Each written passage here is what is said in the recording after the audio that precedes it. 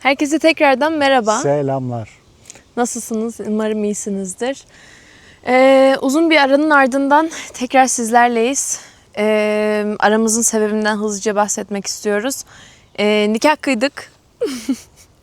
Kız isteme, nişan, nikah, bütün geleneklerimizi yerine getirdik. Şimdi Hollanda'ya döndük. Aynen öyle. Döndüğümüz için hızlıca bir hafta bile olmadan size bir video atalım istedik. Bugünkü videoda birlikte bana bisiklet almaya gideceğiz. Şu bisiklet 9.000 euro. Ondan sonra Hollanda'da olan ve şu an yeni İstanbul'a, Ankara'ya, büyük şehirlere gelen şişe depozitolarının, hani verdiğinizde bir depozito alıyorsunuz ya, bu sistemi oturmuş bir ülkede nasıl işlediğine dair biraz bilgiler vereceğiz. Ondan sonra Türk marketine gideceğiz. Hollanda'daki bir Türk marketinin fiyatlarını göstereceğiz size. Umarım beğenirsiniz.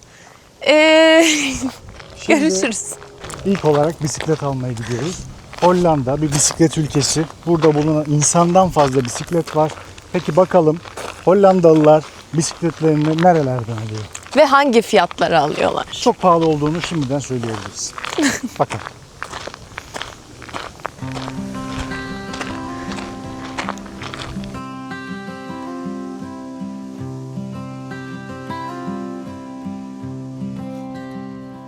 Golden faces turn to west, catching light they love the best. Pressed between Doğa. Doğa. Bir kokla ne olursun buraya gel. they'd stay.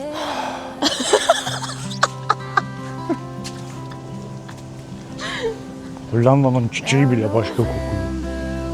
Ya bu kadar tabii ki övücülük yapmıyoruz. Böyle yorumlar geliyor.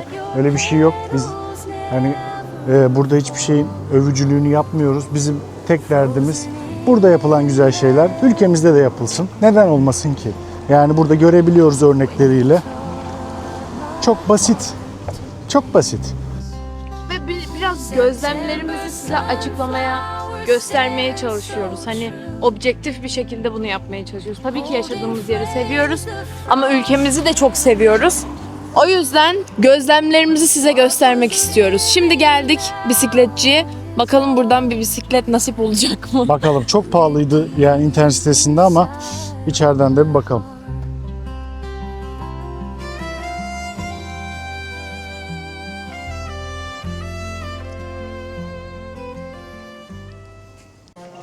Evet, mesela şu an buradaki bisiklet 5400 euro. Elektrikli bisiklet. Yeah, so for the racing, Evet, şimdi yarış bisikletlerinin oraya gidiyoruz. Çünkü bazen şehirden şehire bisikletle geçmek istediğimiz için. Şu bisiklet 9.000 euro. They're super expensive. They're the price of a car. some are expensive. Evet, çok pahalı bir yere gelmişiz. Yani fiyatları inceledik. Genellikle yarış bisikletleri veya elektrikli bisikletler var. Fiyat aralığı genelde 2-3 bin euro arasında değişiyor. Bu da hani ortalama olarak söylüyorum. 9-10 bin euroya kadar bisiklet gördük. Ki çok ortalamanın üzeri bir araba alabiliyorsunuz o fiyatlara Evet. burada. 10.000 euroya bir araba alabiliyorsun yani burada. İkinci el, Alabiliyorsun. üçüncü, beşinci el. Hani rahat seni 3-5 sene götürecek bir araba alabilirsin ondan liraya. Ya da bir bisiklet alabilirsin. Biz ikisini de almayacağız. Evet, olmadı. Çünkü bir bisiklet en ucuzu 800 euro.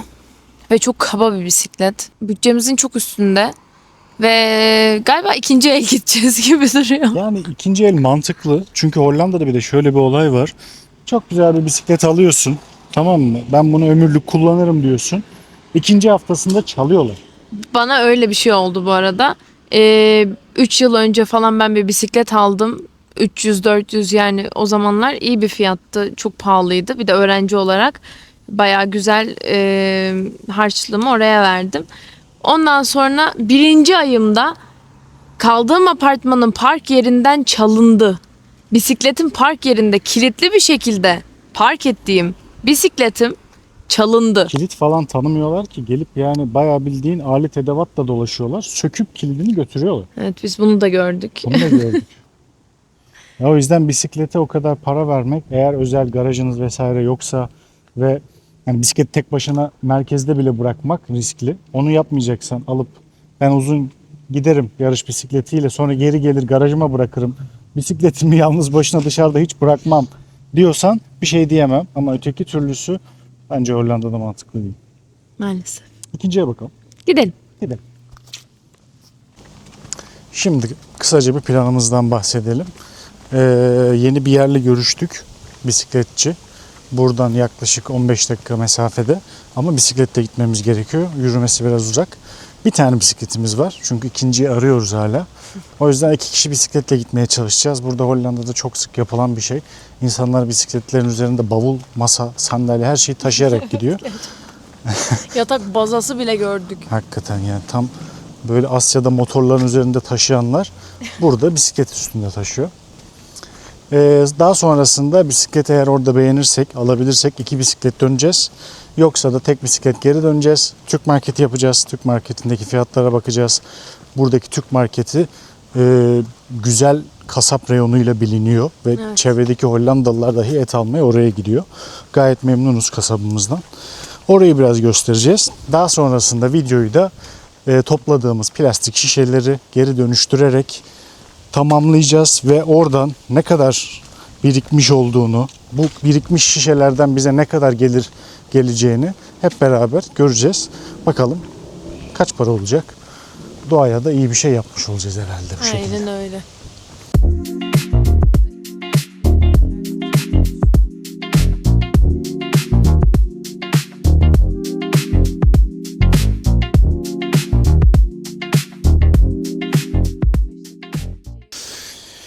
Dünya Hollanda'dan büyük. Ve biz de tabii ki sürekli Hollanda'dan içerik çekmek istemiyoruz. Ama yaşadığımız yerleri size olabildiğince gözlemleyerek anlatmaya çalışıyoruz. Yani buradan belki bazı mesajlar edinebilirsiniz. Buranın güzelliklerini kendi ülkemizde de görmek için çaba sarf edebilirsiniz. Ya da buraya geliyorsanız bizden öğrendiğiniz şeyler size yardımcı olabilir. Kesinlikle. Ama bizim hedefimiz tabii ki dünyayı gezmek. Biz gezgin bir çiftiz. Ve bu zamana kadar olabildiğince gezmeye çalıştık. Ve bizim hedefimiz belli bir süre içerisinde kendimizi ayarlayıp durumumuzu finansal olarak işte maddi ve manevi olarak ayarladıktan sonra bir dünya turuna çıkmak. Tabii ki bunu sırt çantalarımızla gezgin bir çifte yakışır bir şekilde yapmayı Ve planlıyoruz. kameramızla, sizi de yanımızda götürerek. Evet, ama o zamana kadar belli bir süre olacak tabii ki. Biz hazırlanana kadar. O süreçte de boş durmayıp size yaşadığımız yerleri, Avrupa'yı, Hollanda'yı olabildiğince göstermeye ve tanıtmaya çalışıyoruz. Çifte bakar mısın? Tabii öyle yaşlı da bir çift geldi şimdi bak. Köpeklerini de almışlar. Alo.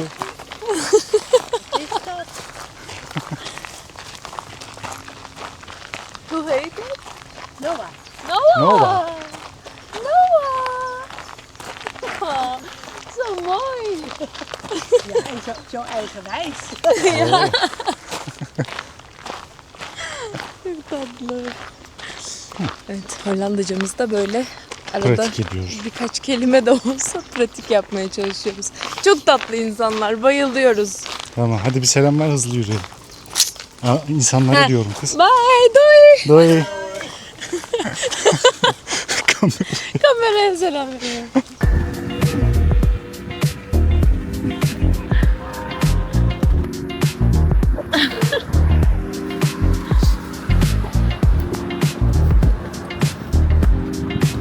Şu an otobanın üstünden gidiyoruz. Şimdi yokuş aşağı gideceğiz. Yokuş da bu kadar oluyor Hollanda'da. Buranın yokuşları. Şu an rahatım ama. Aa, biz onlar var. Aa, biz onlar var. Biz onlara gidelim. Biz onlara gidelim. Soldan gidelim. Hayır, Bence gerçekten. uzaktan bakalım. Hayır, Vallahi bence çok gidelim. Aa bak, ceylan var. Ne olur onlara gitmemiz lazım. Acil. Hemen. Biz onlara gidiyoruz. Biz onlara gidiyoruz. Bunlar bize gelmiyor. Sol tarafımızda. Ha. Görebiliyor musunuz bilmiyorum ama şimdi gideceğiz zaten o tarafa. Üstüne atacağım seni. Bunlar bir şey yapmaz. Dur çok da yakınlaşmayalım. Korkacaklar. Korkmaz bunlar, alışkındır insan. Tamam. Tamam. Aşkım.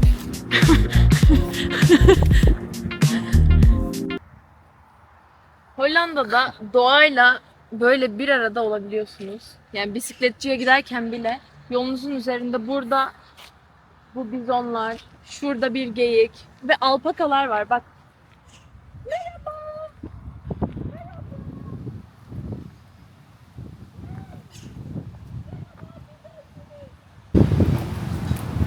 Selam. Sen tükürmüyorsun değil mi? Tükürenlerden misin sen?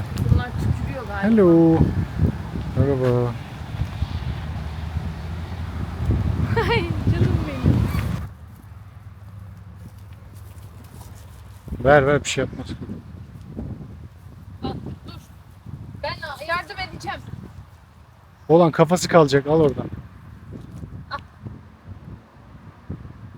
Ben yardım edeceğim. 15 dakika diye çıktığımız bu yolun sonunda acılı dura kalka bir yarım saat geçirdik.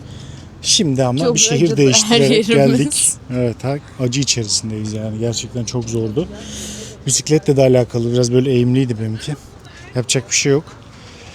Geldik bisiklet mağazasına. Bir bakalım uygun bir şeyler bulabilecek miyiz?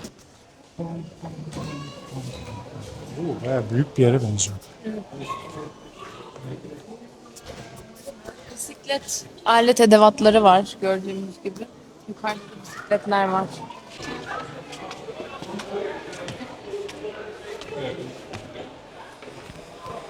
Bisiklete dair her şeyin olduğu bir mağaza. Simülasyonu bile var. Çok pahalı ya her şey. Evet, burada fiyatlar tabii ki çok yüksek fiyatlar da var ama yine bizim bütçemize uygun 500-400 euro olan bisikletler de var. Yani bir bisiklete 5000 euro vermek bana ne bileyim biraz saçma geliyor açıkçası.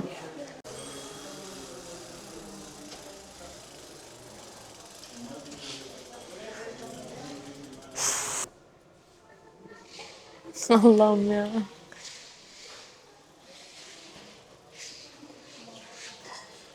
Hoşuna gitti. Evet, şimdi aldık bir bisiklet. Aşağıya gidip %10'unu ödeyecekmişiz. Bayıldık bisiklete ikimiz de. Kaça aldık? Kaç aldık? 450 euroya aldık. Diğer taraftan çok ciddi ucuz ve buranın da herhalde en ucuz bisikletiydi.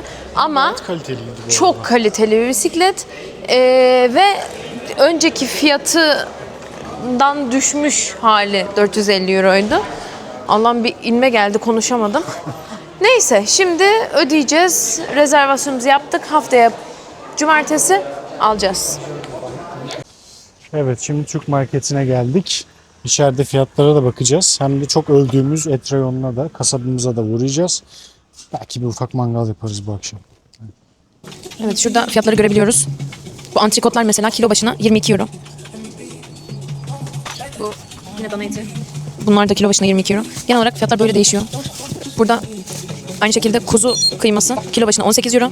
Burada dana kilo başına 14 euro. Evet, şimdi bu sosludan yarım kilo aldık.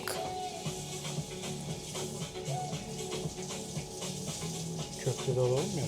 Yanına da köfte alacağız. Baharatların fiyatlarını şöyle diyebilirim. Isot biberi şöyle 150 gram 3 euro. Yani 150 lira. Burada böyle bir soğuk bir kısım var. Buz gibi burası. Burada sucuk, sosis, peynir. Yani Hollanda'da Türk peynirini biz genelde buralardan alıyoruz. Bu tel peynire bayılıyoruz mesela. Şimdi bundan alacağım. 200 gramı 4 euro. Beyaz peynirler de çok güzel. 10 euroymuş mesela. Bu bayağı büyük 800 gramlık bir peynir. Biz şu an buradan sadece bunları alacağız. Bir de belki sucuk alabiliriz. Çünkü sucuk yiyoruz.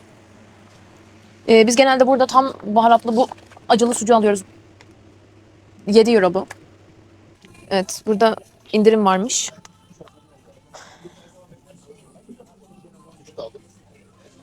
Evet, Utku birisiyle muhabbet ediyor şu an. Evet, ne aldık? Şimdi anlatır mısın? Şimdi yaklaşık Bir dakika. yaklaşık bir 600 gram kuzu kaburga aldık. Tamam. Çok lezzetli, güzel, soslu. Okey. Ondan sonra bir yarım kilo da köfte aldık İnegöl köfte tarzında. Tamam. Ve bunların hepsi 40 euro tuttu. Yani herhalde 2100-2200 TL gibi bir şey yapıyor. Türkiye'de de kasaba gittim. Daha geçen hafta gittim bu arada. Hani kıyas yaptığım zaman buranın hala uygun olduğunu söyleyebilirim. Bir tık daha. Ve Hollanda'da gerçekten böyle bir yer bulmuş olmak bizim için çok değerli. Çünkü manav kültürüyle yetişen gençler olarak Buraya taşınan Türkler illa bir Türk marketi arıyor yani. Yani çünkü Evet. alışık olduğun tatları bulamıyorsun buranın süpermarketlerinde. fiyatları Ben söyleyelim. sivri biberi nereden bulayım Allah'ını seversen? Bunun Ben fiyatı hemen ne nasıl kadar? yapacağım? Bakmadım ki. 2 euro. Bak, bir şeye değinmek istiyorum. Bakmadım ki dedim az önce. Şöyle bir farkındalıktayım. Yani bir eleştiri olarak alabilirsiniz. Bir ne bileyim gözlem olarak alabilirsiniz. Bu ülkede çalışıyorsanız eşinizle birlikte ikiniz de çalışıyorsanız size şu rahatlığı sağlıyor. Sevin sevmeyin. Yani burada yaşamaktan memnun olun olmayın. Size markete girip ihtiyacınız olan şey neyse fiyatına bakmadan alabilme rahatlığını sağlıyor. Tabii lüks olmadan yani sadece mutfak ihtiyaçları. Yani ben mesela ne bileyim biberin uygunluğu bulmak için 3 market gezmek zorunda değiliz çok şükür. Hani burada kimse değil. Bu bence olması gereken minimum düzey. Bare minimum dedikleri en azından olması gereken. Bu tabii ki ülkemize karşı bir eleştiri ya da ne bileyim buranın övücülüğü değil. Burada yaptığımız bir gözlem kendi insanımızın, çalışan insanımızın, emektar insanımızın yaşamasını istediğimiz minimum standartlar. Aksini söylemiyoruz. Daha üstünü istemiyoruz.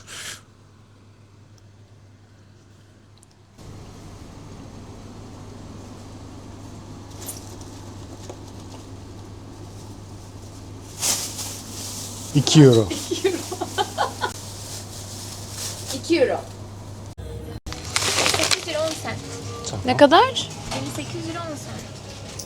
Kina? Evet, her şey 58 euroya gelmiş. Evet, şimdi neredeyse 60 euroluk bir market alışverişi yaptık. Ondan öncesinde de 40 euroluk bir kasap alışverişi yapmıştık. Toplam 100 euroya marketten çıktık. 5000 liraya, 5300, 5400 artık ne küsuratını bilmiyorum ama bunları Türkiye'de alabilir miydik? Ben bilmiyorum. Maalesef. Sanmıyoruz. Maalesef. Çok üzücü bir durum. Evet, şimdi eve uğradık. Tüm boş şişelerimizi aldık. Ve Albert Heijn'e gidiyoruz. Oradan da depozito sistemini size biraz daha güzel göstermek ve açıklamak istiyoruz. İşimizi yaptık. Ne dille çok işimiz olacağını zannetmiyorum ama böyle koymaya başlıyoruz. Biz koydukça gidiyor. Burada toplamı gösteriyor. Bize genel toplamı. Biz çok fazla cranberry juice içiyoruz. Yani ne oluyor ki onun? Kızılcık. Kızılcık suyu. What do you mean? Aynısı lan. Bazen makineler tabii tutukluk yapabiliyor. Lan too damage ne demek? Zaten bunları eritip baştan yapmıyorlar mı? Yok, bu Ver olmuyor. bakayım şunu.